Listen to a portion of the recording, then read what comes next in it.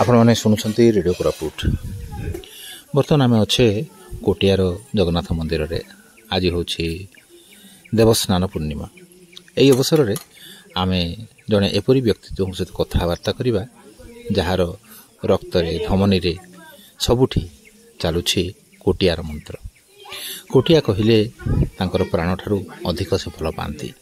से छुट्टी आसती अनेक समय रे अवसर नापर कोटिया को कोटिया कहले अनेक अनुभूतिर स्वप्न अनेक अनुभूतिर गाथा। तेबे आज आमे सही व्यक्तित्व से होछन्ते श्री गदाधर स्वाई सहित आम कथबार्ता करवा कोटियारे तांकर अनुभूति कोटियार आरंभ एवं कोटियार यात्रा। आगे आपको आम स्वागत करुँ रेडियो कोरापुट को। आम जानवा चाहबू आपण कोटिया सहित केते संपृक्त केबे ठारू संपृक्त को भली भाव संपृक्त। मो ना गदाधर स्वाई 1973 मसीहा 17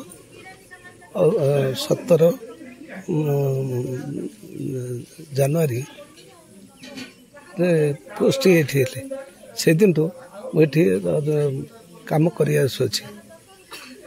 1973 कौन को भाव पोस्टिंग ARI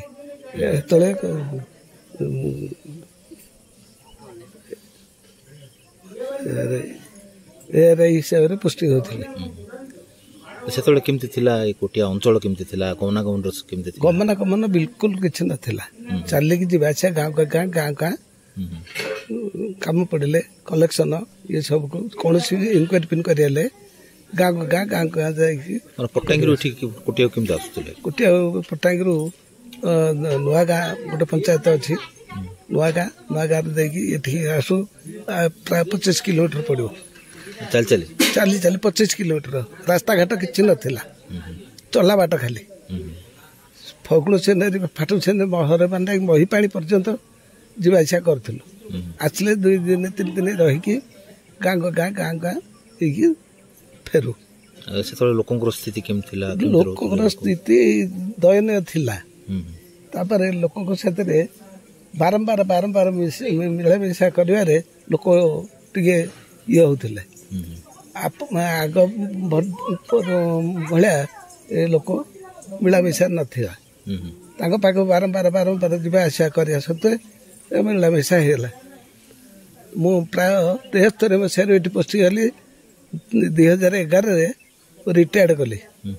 एटा तो अनसर्वेड लैंड आपनकर रेवेन्यू कौन कलेक्शन कर रेवेन्यू कलेक्शन कौन ये योक रेंट कलेक्शन कहे हस्टन तो ना योक रेंट हिसाब से हल सिस्टम हिसाब से जो जार रही 4 जन 5 जन गाँव को प्राय 4-5 जन लेखाएं खजना असुल करूँ गाँव को प्राय 4-5 जन कर यही हिसाब से चली थाए।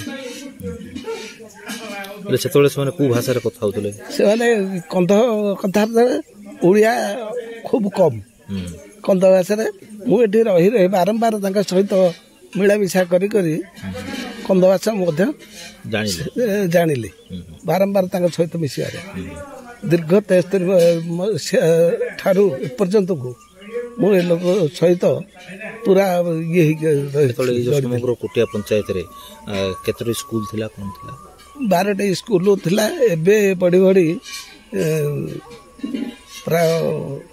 28टा गाँ है 28 पिला माने सब ओडिया से पढुतले ना से तळको आंध्र जाउतले नहीं शिखुतिले तो स्कूल रे जाउतिले किंतु आंध्र कथबार्ता बेसी हमें जेहेतु बड़र सहित गतागत सहित रही से ही कथबार्ता ओडिया शिखिले माने आंध्र सहित अधिक माने जीवासिया अधिक थिला जीवासिया थिला बड़र तो कम्युनिकेशन नथिला मेन हैला कम्युनिकेशन माने ओडिसा सहित हमरो रास्ता घाट जेतु नथिला से माने एबड खसी पळे जाउतले हां एटा पाख थिला व्यवसाय भी व्यवसाय बोले ये तेंतुली फूल झाड़ू ये सब थिला कुंतली हाट को जीवासा करती तेंतुली फूल झाड़ू ये सब नहीं की ହେଲେ ଏଇଠି କୋଟିଆର କୋଉଠି ମାର୍କିଂଟା କୋଉଠି କୋଉଠି କରିଛନ୍ତି ସେ କ'ଣ ମାର୍କିଂ ପାଉଛନ୍ତି ଏବେ ଯୋଉ ପ୍ରିଭିୟସ୍ ମାର୍କିଂ ଯାକ ହେଇଥିଲା ଆନ୍ଧ୍ର ସବୁ ସବୁ ଅଛି ସବୁ ଅଛି ପାହାଡ଼ ଉପରେ ଅଛି ପାହାଡ଼ ଉପରେ ଅଛି ଏମ୍ ବୋଲେ ମାଡ୍ରାସ ଇଏ ସେ ଯୋଉ ପଥର ଯାକ ଏମ୍ ଲେଖା ହେଇଛି ପଥର ଏମ୍ ବୋଲେ ମାଡ୍ରାସ ପ୍ରେସିଡେନ୍ସି ଏମ୍ ବୋଲେ ମାଡ୍ରାସ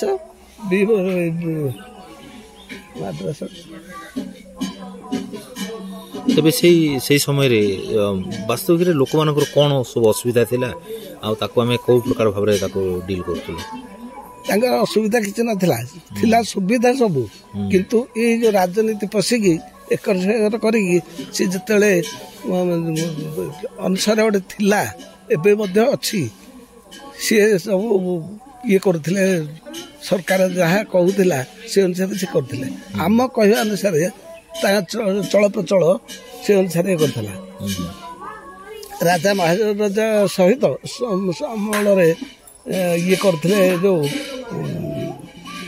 ବେଠି କାଠ ଆମ ଜୟପୁର ମହାରାଜା ସହିତ ବେଠି କାଠ ସବୁ କରୁଥିଲେ ଚାନ୍ଦରା କରୁଥିଲେ ତାଙ୍କର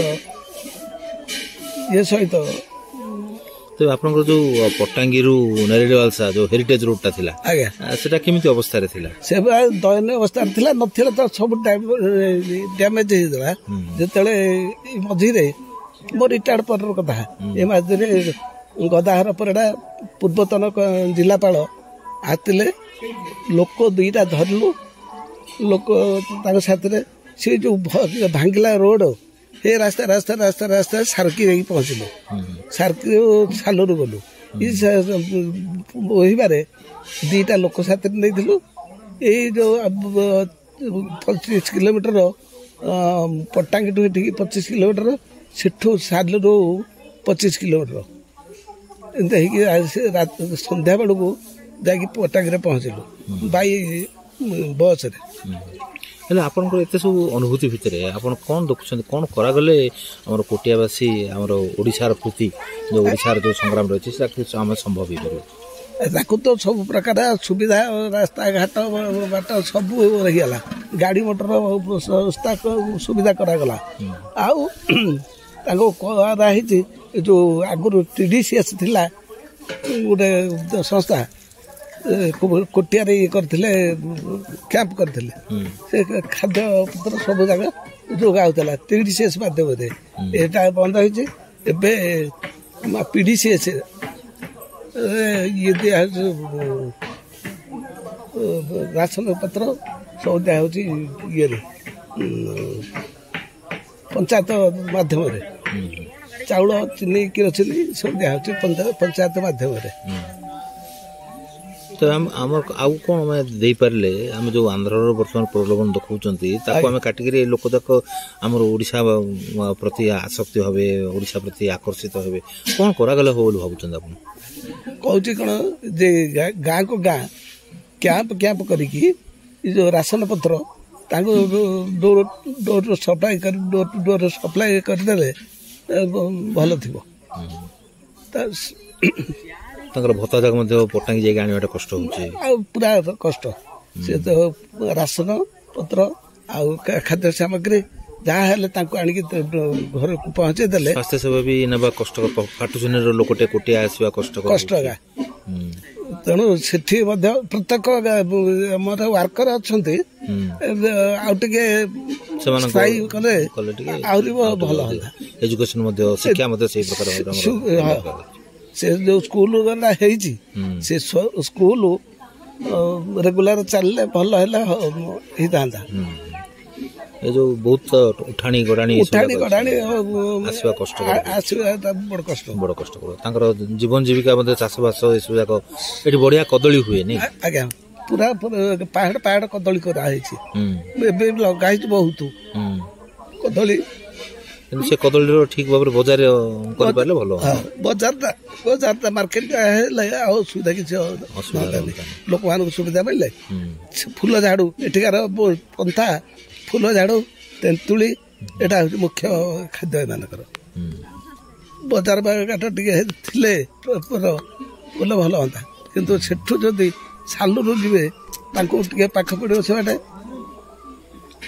କିନ୍ତୁ ଇଏ ଯୋଉ ମାର୍କେଟିଂ ଥିଲେ ଜଗନ୍ନାଥ ମନ୍ଦିର ପାଖରେ ଆପଣଙ୍କର କ୍ୱାର୍ଟରଟା ଅଛି ବୋଧେ ଯୋଉ ଆର୍ଆଇ ଅଫିସଟା ଥିଲା ସେ କ୍ୱାର୍ଟରଟା ଅଛି ଏବେ ପୁରା ଭଙ୍ଗାରୁଜା ଅବସ୍ଥାରେ ରହିଛି ଆଜ୍ଞା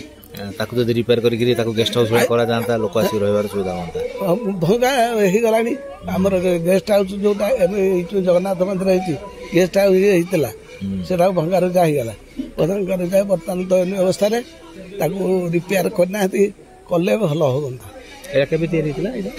ଏଇଟା ବହୁତ ଦିନ 72 ମସିହାରୁ ଗେଷ୍ଟ ହାଉସ୍ ଟା ଥିଲା ହଁ ହଁ ଏଇଟା ଆସିଲେ ଆପଣ ରହୁଥିଲେ ହଁ ଏଇଠି ଆଇଟା ଥିଲା ଆଉ ରେଭିନ୍ୟୁ ରେଷ୍ଟ ସେଇଟା ଏଇଠି ଥିଲା ଚାଲି ଚାଲି ଚାଲି ଚାଲି ଆସିଲା ପରେ ଏଠି ରେଷ୍ଟ ଆଉ ରେଷ୍ଟ ନେବେ ଏଠୁ ପୁଣି ଥରେ ଇଏ କରିକି ଯିବେ ହଁ ରହିବୁ 2-4 ଦିନ 5 ଦିନ ଏଇ ଏରିଆରେ କାମ କରିକି ଫେରେ ବ୍ୟାକ୍ କରିକି ଜନ୍ତୁ ଜୁନ୍ତାର କିଛି ଅସୁବିଧା ନଥିଲା କିଛି ଅସୁବିଧା ନଥିଲା ଫାଇନ୍ ମିଛ କାହିଁ କହିବୁ ନାଇଁ ମାନେ ଜନ୍ତୁ ଜୁନ୍ତା କିଛି ବାଘ ଫାଗ କି ଭାଲୁ ଫାଲୁ କିଛି ନାହିଁ ଭଲରେ ଚାଲିଥିଲା କଥାବାର୍ତ୍ତା ଏ ଭିତରେ ରାଜନୀତି ପଶିକିରି ସବୁ ଯାକ ବେଙ୍ଗା କରିଦେଲା ନାଇଁ ଲୋକ ଭଲରେ ଥିଲେ ଲୋକର ଭଲରେ ଥିଲେ ଏ ଯୋଉ ମିସଗାଇଡ୍ ହେଇକି ରାଜନୀତି ପୁରେଇକି ଅନ୍ୟ ପ୍ରକାର କଥାବାର୍ତ୍ତା ଚାଲିଛି ଆଉ କଣ ଏହା ହଉଛି କଥା ଧନ୍ୟବାଦ ଗଦାଧର ଆଜ୍ଞା ଆପଣଙ୍କ ସହିତ କଥାବାର୍ତ୍ତା କରି ଆମେ ନିଶ୍ଚିତ ଭାବରେ କୋଟିଆର ଇତିହାସ ସମ୍ପର୍କରେ କୋଟିଆର ଏକ ଯେଉଁ ସମୟରେ ରାସ୍ତାଘାଟ ନଥିଲା ଚାଲି ଚାଲି ଆସିବାକୁ ପଡ଼ୁଥିଲା ସେତେବେଳେ ମଧ୍ୟ କାର୍ଯ୍ୟ ନିର୍ବାହ କରିବାର ଯେଉଁ ଦକ୍ଷତା ସେ ଦକ୍ଷତା ଆପଣ ରଖିଥିଲେ ତେଣୁ ଆପଣଙ୍କ ପାଖରେ ଆମେ ସମସ୍ତେ କୃତଜ୍ଞ ଯେ ଆପଣ ଅନେକ କାମ କରିଛନ୍ତି କୋଟିଆରେ ଲୋକଙ୍କ ସହିତ ସମ୍ପର୍କ ସ୍ଥାପନ କରିଛନ୍ତି ଆପଣଙ୍କର ସ୍ୱାସ୍ଥ୍ୟ ଠିକ୍ ରହୁ ଆପଣ ଦୀର୍ଘାୟୁ ହୁଅନ୍ତୁ ଏହା ହିଁ ଆମେ କାମନା କରୁଛୁ ଆଜି ଜଗନ୍ନାଥଙ୍କର ଏହି ଧାମରେ ଆଦି ଶ୍ରୀକ୍ଷେତ୍ର ନାମରେ ପରିଚିତ ଏହି କୋଟିଆ ମନ୍ଦିରରେ ତେଣୁ ଆପଣଙ୍କର ଦୀର୍ଘ ଜୀବନ କାମନା କରି ରେଡ଼ିଓ କୋରାପୁଟର ସମସ୍ତ ଶ୍ରୋତାଙ୍କ ପାଖରେ କୃତଜ୍ଞତା ଜଣାଇ ରହୁଛି ମୁଁ ସିଏଚ୍ ଶାନ୍ତାକାର ରେଡ଼ିଓ କୋରାପୁଟ ପାଇଁ ନମସ୍କାର ନମସ୍କାର ଆପଣମାନେ ଶୁଣୁଛନ୍ତି